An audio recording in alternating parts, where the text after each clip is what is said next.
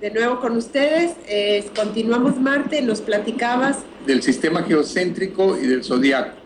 Y te podría decir que este sistema geocéntrico, este zodiaco, lo heredaron los griegos. Los griegos eran viajeros que iban por Egipto, por Babilonia, eran grandes viajeros. ¿Y de ahí fueron tomando esta información? De ahí fueron tomando esta información, los griegos llevaron información a Grecia, porque los griegos eran navegantes. Entonces, y también conquistadores, guerreros, ¿no? Y bueno, ya ves que conquistaron Troya, anduvieron por Egipto, viajaban mucho los griegos, Platón viajaba mucho, Pitágoras viajaba mucho, todos ellos viajaban mucho. Después de Alejandro Magno, cuando llega Alejandro Magno, pues Alejandro Magno se dedicó a conquistar el mundo, aunque no era exactamente griego, sino era macedonio, pero con los griegos se dedicó a conquistar todo el mundo de aquella época. Y de ahí fue que llegaron a Persia, y bueno, creo que llegaron hasta la India. Cuando Alejandro Magno murió, uno de sus generales, llamado Ptolomeo, se estableció en Alejandría, fundó la ciudad de Alejandría y se hizo faraón. Y él, un faraón egipcio, pero en realidad era griego, y creó prácticamente la última etapa de los faraones, que va a terminar precisamente con Cleopatra. Cleopatra ya no era exactamente egipcia, sino era ya descendiente de griegos, ¿verdad? Y con los romanos, Cleopatra es la última faraona o el último faraón, pero ya era de una estirpe griega. En esa época, los griegos crearon una biblioteca que era la Biblioteca de Alejandría. La Biblioteca de Alejandría era muy importante porque ahí se guardaban todos los libros. Los libros eran como pergaminos y todos los barcos que llegaban, todos los que tenían que ver con Alejandría debían de llevar copias de libros para la Biblioteca de Alejandría. De tal manera que pues has de saber que la Biblioteca de Alejandría tenía cientos de libros, había de todo. Había literatura, había filosofía, había matemáticas, había de todo. La gran biblioteca. La gran biblioteca. Y en esta biblioteca hubieron una serie de sabios, una serie de estudiosos que se dedicaron a aprovechar la biblioteca para hacer sus investigaciones. Sobre todo de astronomía, ¿verdad? Sobre todo, de todo le entraban. Pero habían unos que son muy famosos porque estudiaron química, estudiaron física, estudiaron astronomía. Entonces, su directora Hipatia fue muy famosa, una de las directores, ¿no? Que fue Hipatia. De hecho, con Hipatia termina la Biblioteca de Alejandría. Fue la última, ¿no? Fue la última. La quemaron junto con la biblioteca. Porque ya habían llegado los cristianos, entonces los cristianos no querían la cultura y destruyeron la Biblioteca de Alejandría y mataron a Hipatia. Bueno, es que además Hipatia en ese momento está ella ya con ciertas investigaciones declara que ya no es geocéntrico. Bueno, es que ella era matemática y al declarar que el sistema no era geocéntrico, pues iba totalmente en contra de las ideas cristianas, porque las ideas cristianas tomaron el modelo de Ptolomeo, que a la vez Ptolomeo lo había tomado de los anteriores. Entonces el sistema ptolomeico, que era la Tierra en el centro, fue el que se conservó durante toda la Edad Media. Otros científicos, por así decirle, griegos, como Aristarco, ya habían propuesto que no era cierto, que la Tierra giraba alrededor del Sol. Pero también Eratóstenes había medido la superficie de la Tierra con dos varas, puso una vara en Alejandría, otra en la parte más anterior de Egipto. Y trabajó por las sombras. Y descubrió por las sombras de qué tamaño era la esfera de la Tierra. Y le atinó, porque hasta hoy, con ciertas variaciones, en términos gruesos, lo que dijo Eratóstenes sigue siendo lo mismo. Y Aristarco fue el primero que dijo en estos grupos de Alejandría que él le daba la impresión de que el Sol era el que estaba en el centro y que la Tierra giraba alrededor del Sol. Pero no le hicieron mucho caso. En sí, el sistema que quedó fue el sistema geocéntrico de Ptolomeo. Entonces, por muchos años, ¿verdad? Durante toda la Edad Media se pensaba que había como una especie de maquinaria atrás, maquinaban especie como de círculos, como engranes, ¿no?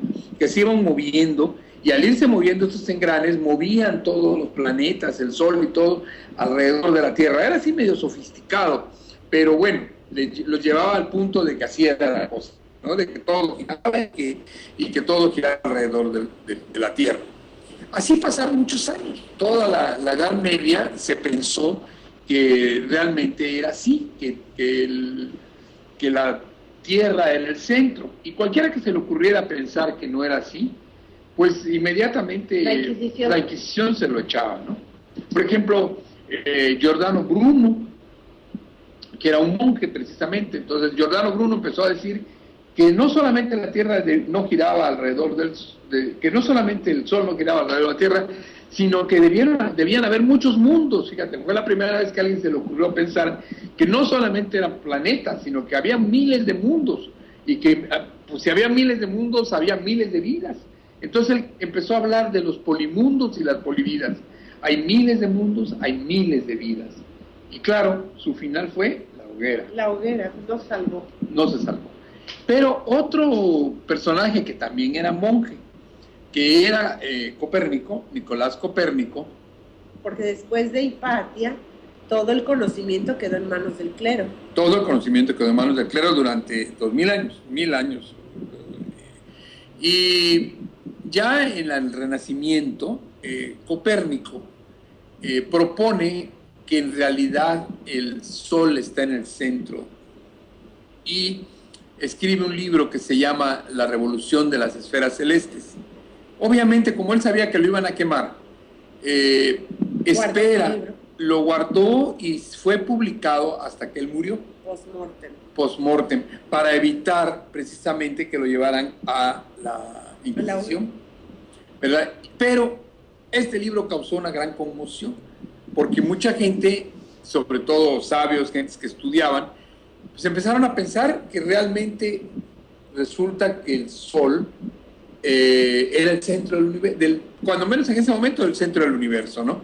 Del universo conocido. De ese universo. Pero desde luego esto era muy combatido, y pues el que lo pensaba lo quemaba. Por esa época es cuando aparece el famoso Galileo.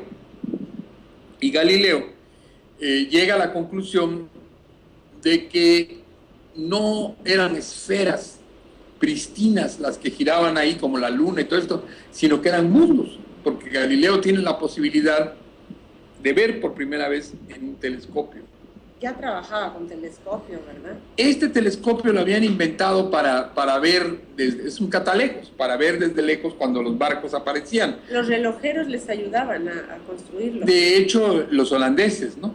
Pero cuando Galileo apuntó el telescopio para arriba, yo no sé si se le habrá ido el telescopio o habrá sido por curiosidad, pero descubrió que el Sol tenía manchas, que la Luna no era pristina, sino tenía hoyos, que Júpiter tenía lunas, que Saturno tenía anillos. Él le dijo, pensó que eran orejas, pero dijo de repente, son mundos.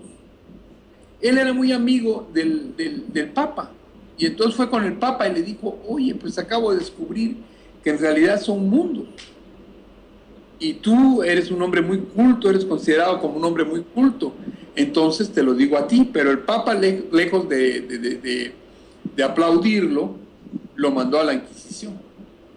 Entonces él dijo, pero ¿cómo me mandas a la Inquisición si antes de que tú fueras Papa éramos amigos y eras un hombre sabio?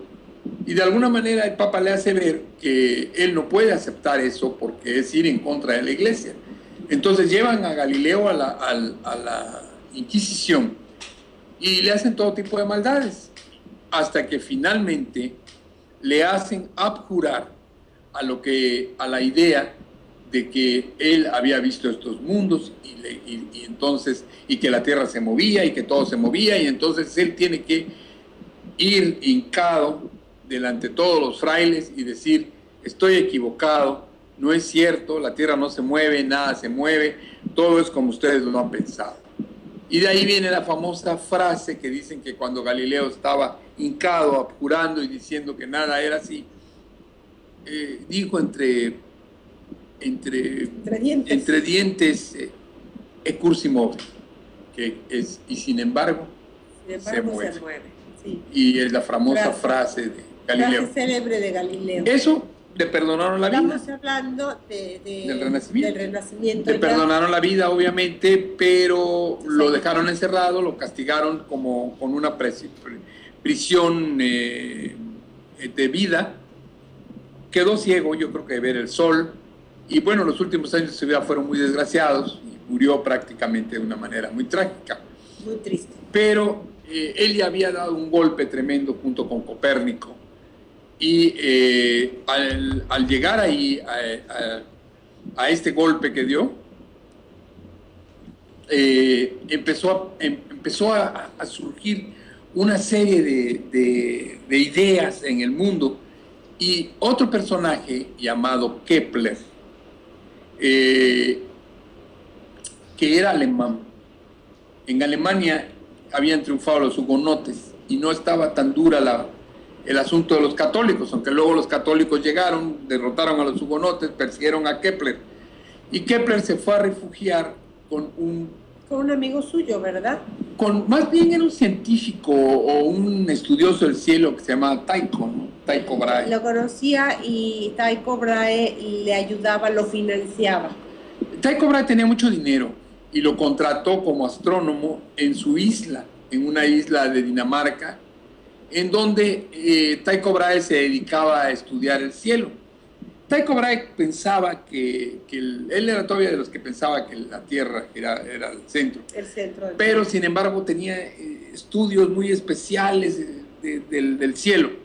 Pero además, como era un desorden Tycho Brahe, porque tomaba todos los días, comía, su vida era un dispendio, ¿no? Era un hombre adinerado. Adinerado y fiestero. Y precisamente en una de sus fiestas se murió. Ahí quedó. Después y le heredó a Kepler. Bajo el telescopio tirado. Le heredó a Kepler los conocimientos. Sus anotaciones, especial del planeta Marte. Y Kepler veía el planeta Marte y estudiaba el planeta Marte y decía, por Dios mío, si fueran circulares, ¿dónde está este error? Y él decía, si yo pudiera, había un error de 9 minutos de arco, decía, si yo pudiera borrarlo, sería perfecto, pero no puedo borrarlo. Ahí está. Amigos, pues esto está maravilloso, platicar de las estrellas nunca nos cansa, y de estos planetas, estos soles, galaxias, todo esto. Vamos a un corte y luego regresamos, porque allá en los estudios necesitan platicarles algo. No se nos vayan, regresamos con nosotros.